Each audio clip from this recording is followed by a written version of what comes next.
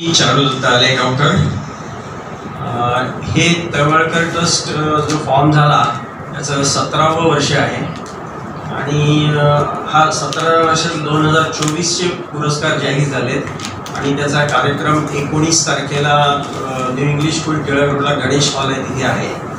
तर त्याच्यासाठी सर्वांनी अवश्य यावं. त्याच्यात आम्ही 2 पुरस्कार देतो. एक पुरस्कार आहे तो समाज शिक्षक म्हणून आहे, तो पांडुरंग बलकवडे यांना दिलेला आहे यावर्षीचा समाज शिक्षक पुरस्कार. इतिहास संशोधक आहेत. आणि दुसरा पुरस्कार जो आहे जो इंडस्ट्रीचा म्हणून आम्ही देतो तो शिरीष देशमुख म्हणून आहेत, त्यांना दिलेला आहे.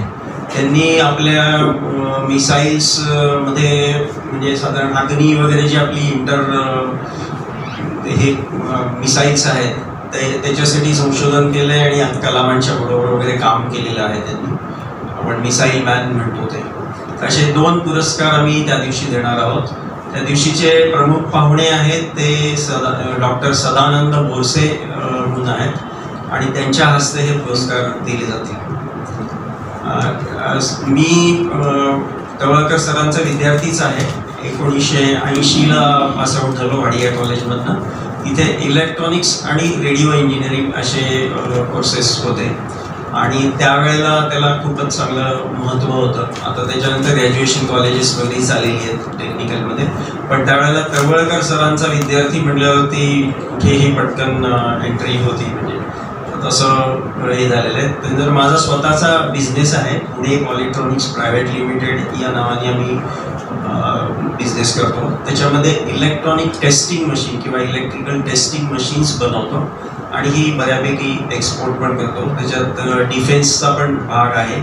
डिफेन्ससाठी पण आम्ही काही स्पेशल मशीन्स करतो जे बॉम्ब मिसाईल किंवा रॉकेटसाठी वापरली जातात टेस्टिंगसाठी, अशी मशीन्स करतो.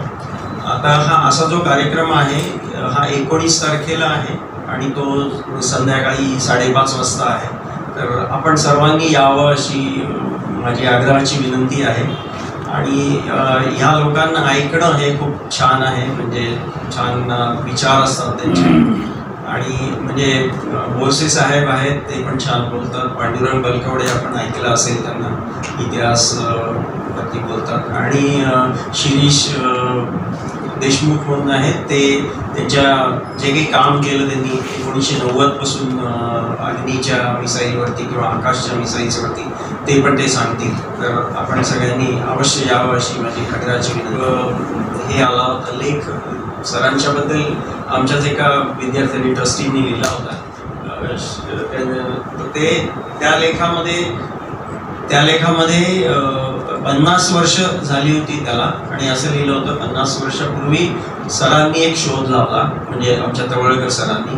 आणि त्या तळवळकर सरांनी शोध लावला तो ऑडिओ मीटर त्यांनी पहिला केला होता, भारतातला ऑडिओ मीटर, की जो आपला ऑडिओ आउटपुट मोजतो, ऑडिओ फ्रिक्वेन्सीज मोजतो, अशा प्रकारचा ऑडिओ मीटर केला होता. तर तो लेख कोणीतरी बऱ्याच लोकांनी वाचला पेपरमध्ये आल्यामुळे आणि त्याच्यानंतर ती बातमी त्यांच्या भावाला गेली. म्हणजे त्यांचा भाऊ आहे तो रिनाऊंड डॉक्टर होता, ते 3 वर्षापूर्वी गेले. तर त्यांनी ती वाचली आणि ते जेव्हा इंडियात आले ते होते अमेरिकेत सेटल होते, तर तिथेही रिनाऊंड डॉक्टर होते ते. तर ते पुण्यात आले आणि पुण्यात आल्यानंतर ते भेटले आणि तुम्ही एवढं सगळं सगळ्यांच्याबद्दल लिहित आहे तर काहीतरी तुम्ही ॲक्टिव्हिटी करा त्यांच्या नावाने म्हणून. आणि त्यांच्या नावाला बाकीच्या चांगल्या लोकांची नावं जोडली गेली पाहिजेत असं मला वाटतं. म्हणजे तर त्यांनी मग एक 10 लाख रुपयाची देणगी दिली आम्हाला आणि मग त्याच्यातनं हा ट्रस्ट फॉर्म झाला. मग अजून त्याच्यात वाढत गेला निधी आणि मग त्या निधीच्या इंटरेस्टमधनं आम्ही पुरस्काराची रक्कम देतो आणि पुरस्काराचा म्हणजे कार्यक्रमाचा खर्च करतो. असा थोडक्यात तो फॉर्म झाला ट्रस्ट. आणि मग त्याला बरीच लोक जोडली गेली आहेत नंतर. म्हणजे 5 सामाजिक उपक्रम अजून काय काय असतात? सामाजिक उपक्रम काय काय असतात? सामाजिक उपक्रम काय काय असतात तुमच्या? सामाजिक उपक्रम पेक्षा कसं आहे की ज्या काही कॉलेजेस आहेत इथे जवळपास कॉलेजेस असतात त्यांचे एक्सटर्नल एक्झामिनर त्यांना लागतात. म्हणजे जे प्रोजेक्ट्स वगैरे करतात मुलं, तर त्यांना इंडस्ट्रीतली लोकं लागतात. की इंडस्ट्रीतली लोकं ते एक एक्झामिनर म्हणून घेतात आणि त्यांना मार्क्स देतात आणि त्याचं इव्हॅल्युएशन करतात. अशा प्रकारचे आम्ही एक्झामिनर म्हणून जातो. किंवा काही ठिकाणी टीचर्स ट्रेनिंग असा एक प्रोग्राम केलेत आम्ही. टीचर्स ट्रेनिंगचे प्रोग्राम म्हणजे बरेच लोक प्रोफेसर्स असे असतात की ज्यांना इंडस्ट्रीचा एक्सपिरियन्स कमी असतो अशा लोकांना इंडस्ट्रीतला एक्सपिरियन्सवाला सांगणारे कोणतरी लागतात, म्हणूनसाठी आम्ही टीचर्स ट्रेनिंगचे काही कार्यक्रम पण घेतलेले आहेत ट्रस्टच्या मार्फत.